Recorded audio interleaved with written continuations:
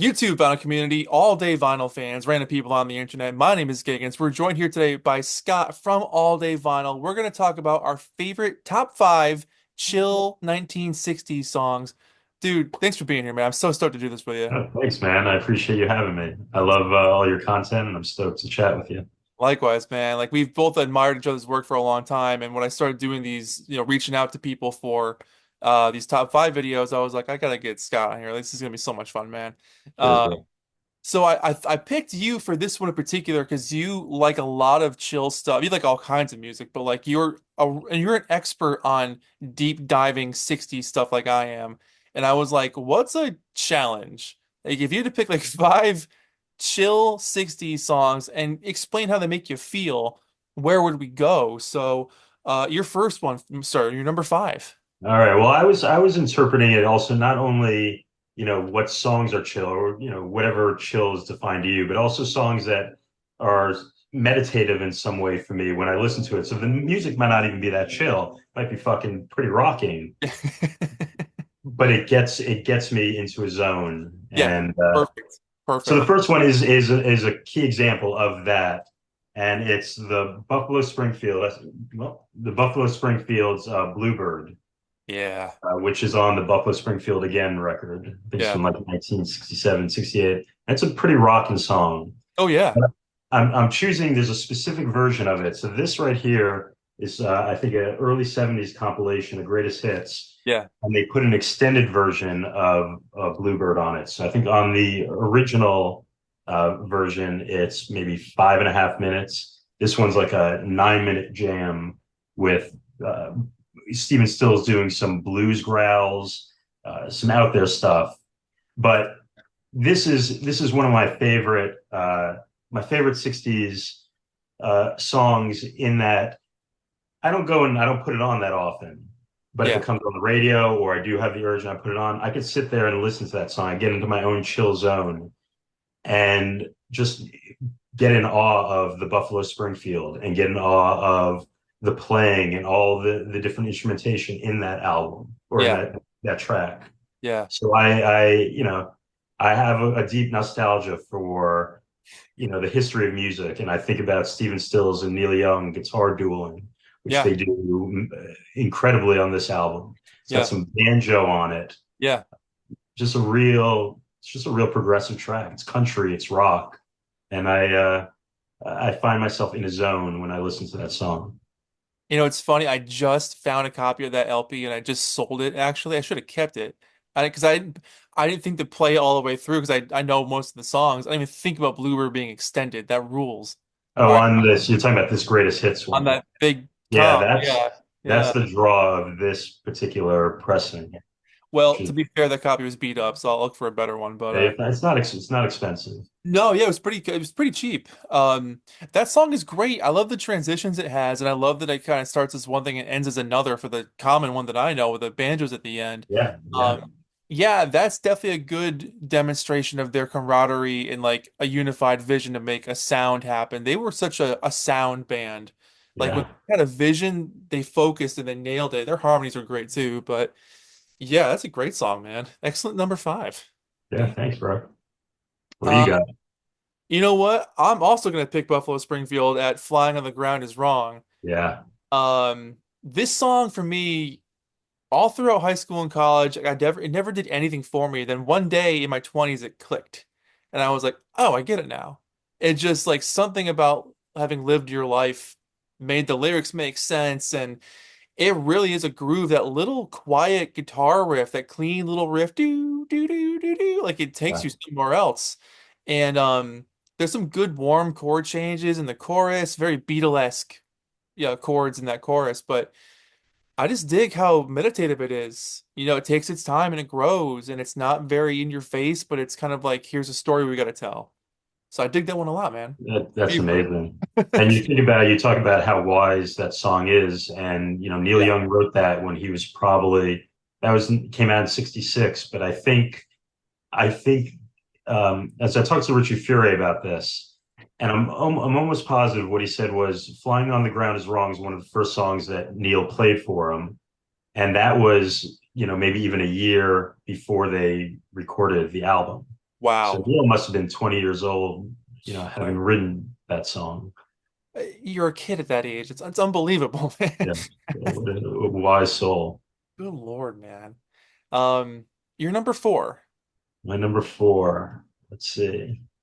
I'm gonna put a song from this album right here. This is Mm, called "The Fantastic Expedition of Dillard and Clark," which yeah. is Doug Dillard, who's in the Dillards, and he was on the Beverly Hill. I think he was the Beverly Hillbillies or the Ron Howard, Andy Griffith, one of those shows. He was the Yeah. band, in that, and they were like the banjo band. And Gene Clark from the Byrds.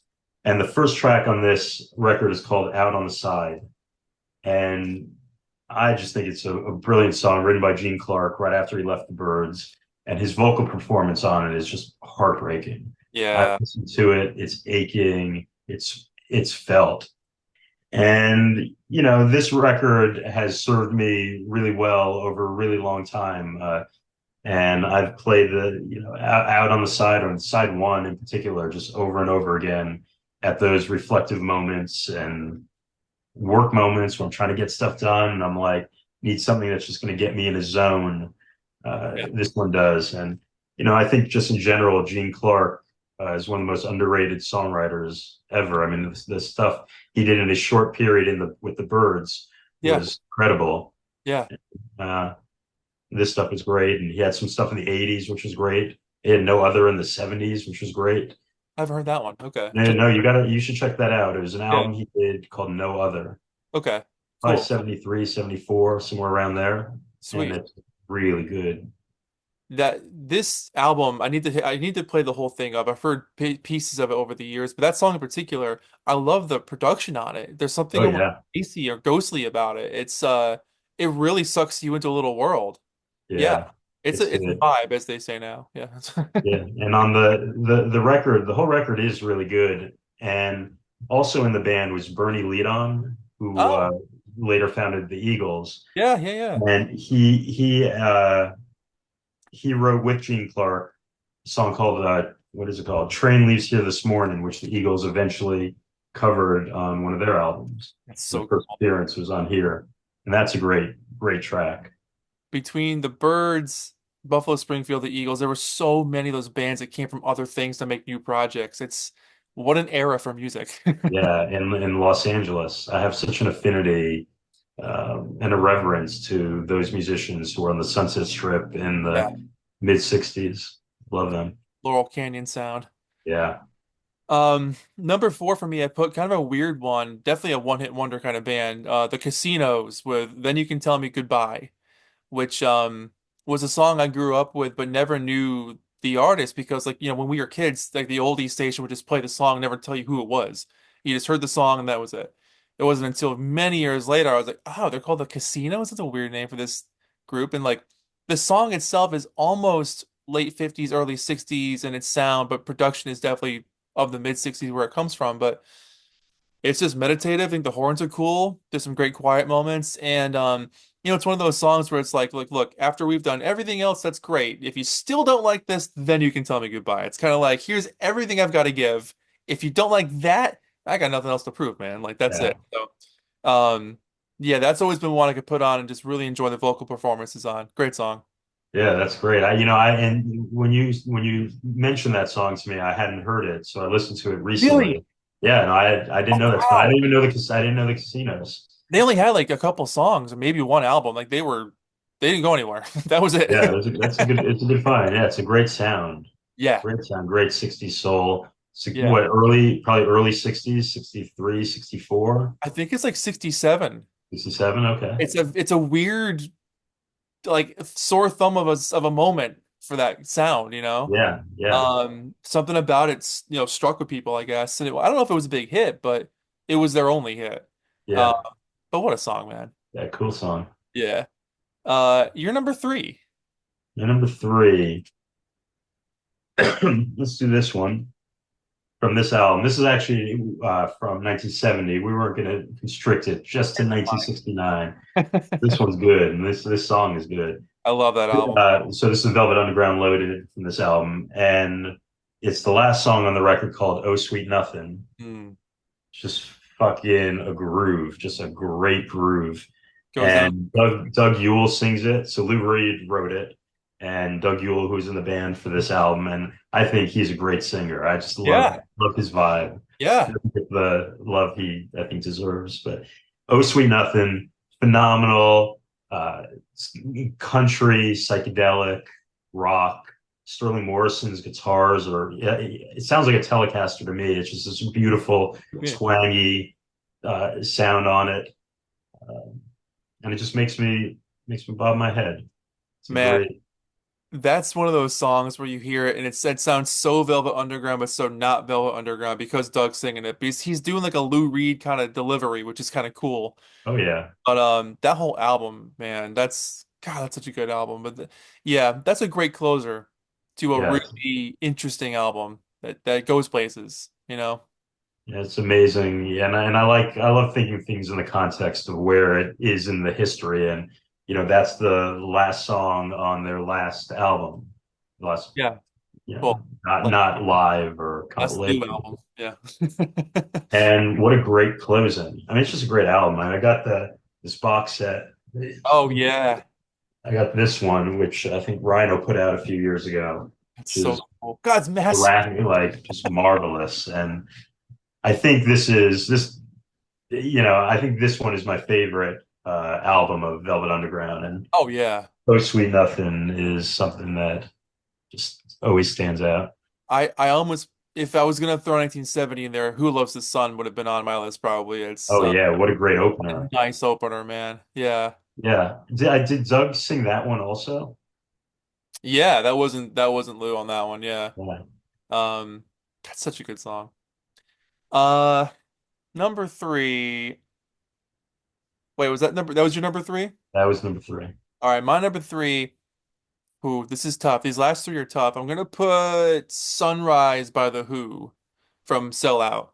Yeah. Um, Pete solo on his guitar, kind of a song about like not really being at the end of your rope, but it's kind of like another kind of desperate exasperation song. You've given it all. You took away the breath I was keeping for Sunrise. Like that was the thing I was looking forward to the most. Like, get me through the night. Or it's a love song. I'm Yeah. always divided with this song, whether it's a love song or it's about falling out of love. I think it's left open to interpretation, but his guitar playing is unbelievable on it, and his voice has a great ghostly production.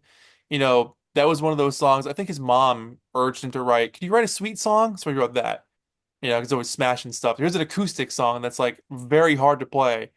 I mean that album rules, but that's a very unique song in their early discography. Yeah, that is a great song. That's a great album. It's probably my Yeah, favorite Who album. same. It's one to listen to back to front. Oh, God, And I do really like that song. And the intro and the riff throughout always reminded me of Pinball Wizard. oh It's like, yeah, yeah, and when I heard Pinball Wizard first, that was a big song, yeah. on classic rock radio. And then when I heard that song years later, I was like, oh, this is like the OG, it's similar-ish in a different key. And it's funny you say that because Rael was reused for Tommy as well. So there must have been things on that album he wanted to go back to for Tom. Yeah. Um, I love that song, man. All right, you're number two. My number two would be Dr. John, and it would be I Walk on Gilded Splinters from the Grisper's album, That's a vibe. Yeah, because that's just a wonderful, wonderful chill out, voodoo doctor song. 7 minutes of groove. Yeah, it's just a groove. It's a big groove. Yeah, that's cool, man. Yeah, no, it's been a while since I've heard that one, so I put that one again too. You definitely get sucked into that world as well. It's Yeah. it's hypnotic, I would say. Yeah, that was Dr. John's vibe, and Yeah. New Orleans, get yourself into a zone. Yeah. And they probably were doing all sorts of drugs, so they were in Oh some yeah, I mean it was black the 60s, man. zone themselves, putting that together. Like, it's another level what they're doing. Oh, So, completely. I've yeah, seen those album covers. Um, Number two, I'm gonna go. This is tough. Oh boy, I'm gonna go Rolling Stones. She smiled sweetly from Between the Buttons. You know, things get rough sometimes. So if you got someone there who can ease you and make you feel better and really, make you realize things aren't going to be that bad or it'll get better, what a great feeling. What a special feeling to have. And hearing Mick do his like gentle voice, especially in that time, because he was known as Yeah, Mr. Rock and Roll guy, and hearing him do a gentle voice kind of thing, the cool chill organ in the background, and Charlie giving that real sprightly little drum thing in the back, the whole thing works. I love the early Stones. And this one, wasn't this used in like a Wes Anderson movie, like Royal Tenenbaums or something, or he's used a yeah, few. yeah. He used something in Bottle Rocket too. But yeah, I think Oh, they're yeah. I don't recall exactly, but it wouldn't surprise me it's because got Wes they Anderson vibes, yeah. yeah those movies have good taste in music Oh placement. yeah. Yeah, Yeah, so that's my number two. That's just like everything about that is chill. It's sweet. It's comforting.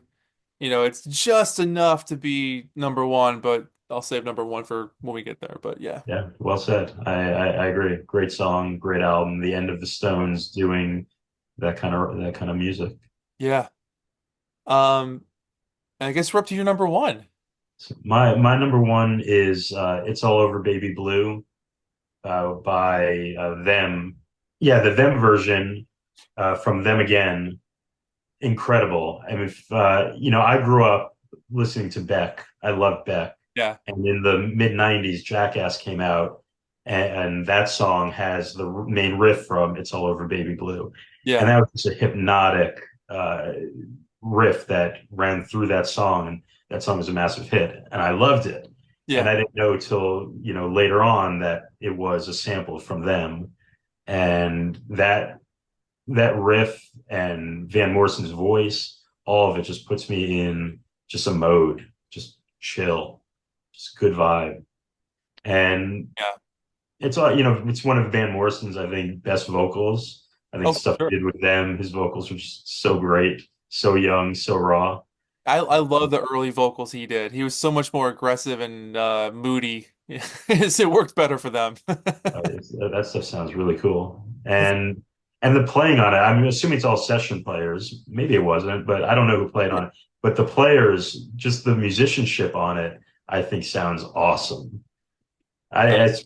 it's it's great. Anybody who hasn't heard the song should listen to the song. Anybody that has heard the song will understand the riff, or have heard Beck's Jackass for that matter.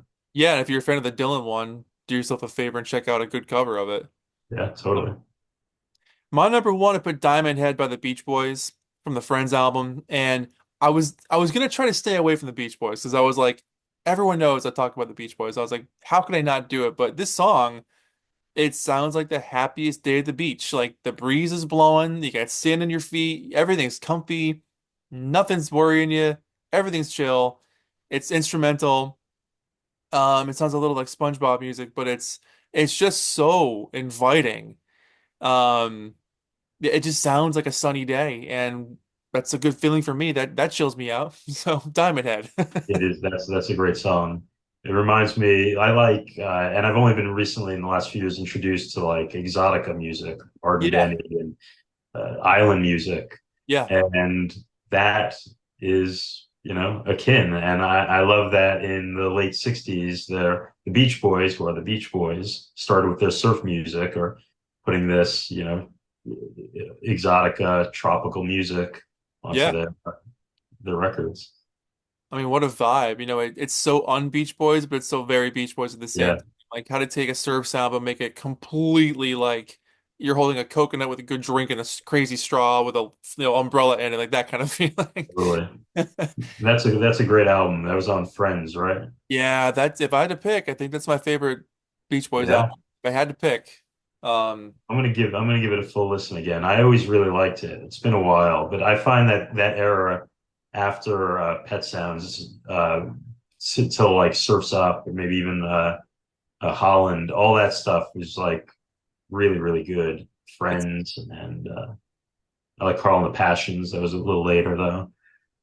What it's what else was after Friends? There's a Sunflower, right? Sunflower, 2020, Funny. Wild Honey was mixed in there. Well, Like that honey, whole era yeah, was that's what a God, great era. What a great era. they nailed it. It was so Yeah, good, man. That's a whole other video. yeah. Um, Scott, man, from All Day Vinyl, this has been so much fun talking about our top five chill 60s songs or songs that make us feel chill or put us in a vibe. Where can people find you if you want to promote yourself? You can find me at Instagram at AllDayVinyl, on YouTube at AllDayVinyl. I have a podcast where I interview a bunch of amazing musicians. I've interviewed Robbie Krieger and Richie Furay from Buffalo Springfield, Colin and Rod from the Zombies. Lots of amazing heroes, and we talk about their history, their story. And you can find that through my YouTube, or you can find that on my Instagram. And I appreciate you, Giggens. Thank you so much for what you do. Absolutely. Thanks for being here, man. And links are below to All Day Vinyl, the dude stuff down here. Yeah, thanks so much for watching, guys. Leave us your comments below. Let us know your chill songs from the 60s, and we'll get chatting in the comments. But thanks for watching. Awesome. Thank you.